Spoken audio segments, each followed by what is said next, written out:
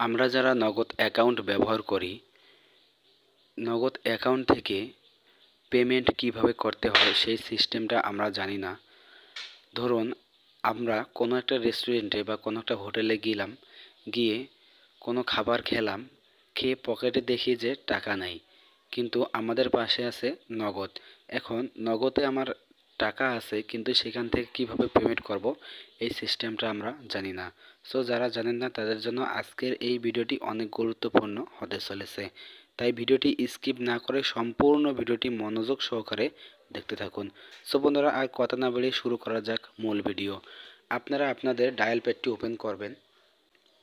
এখানে ডায়াল করবেন *167# *167# লিখে আপনাদের নগদ অ্যাকাউন্টে সিলেক্ট করে দিবেন।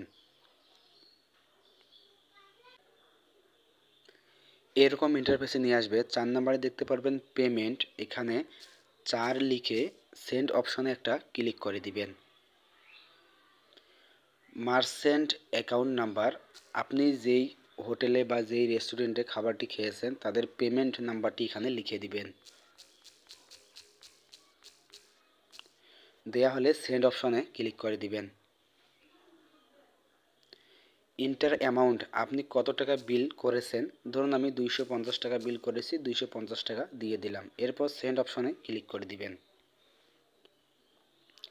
ইন্টার কাউন্টার নাম্বার, আপনি যে রেস্টুরেন্টে খেয়েছেন বা হোটেলে খেয়েছেন সেখানে একটা কাউন্টার নাম্বার রয়েছে, সেই কাউন্টার নাম্বারটি আপনি ওখানে চাবেন, আপনাকে দিয়ে দিবে। সেই কাউন্টার নাম্বারটি এখানে লিখে সেন্ড অপশনে ক্লিক করে দিবেন। ইন্টার রেফারেন্স, আপনি 1 থেকে 9 পর্যন্ত যে কোনো একটি সংখ্যা দিতে পারেন। আমি 1 লিখে সেন্ড অপশনে ক্লিক করলাম।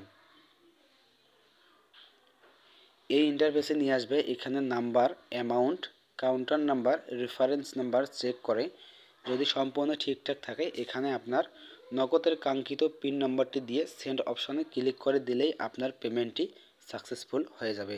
সো বন্ধুরা, এই ছিল আজকের ভিডিওটি ভালো লাগলে অবশ্যই একটি লাইক করে চ্যানেলটি সাবস্ক্রাইব করে দিবেন।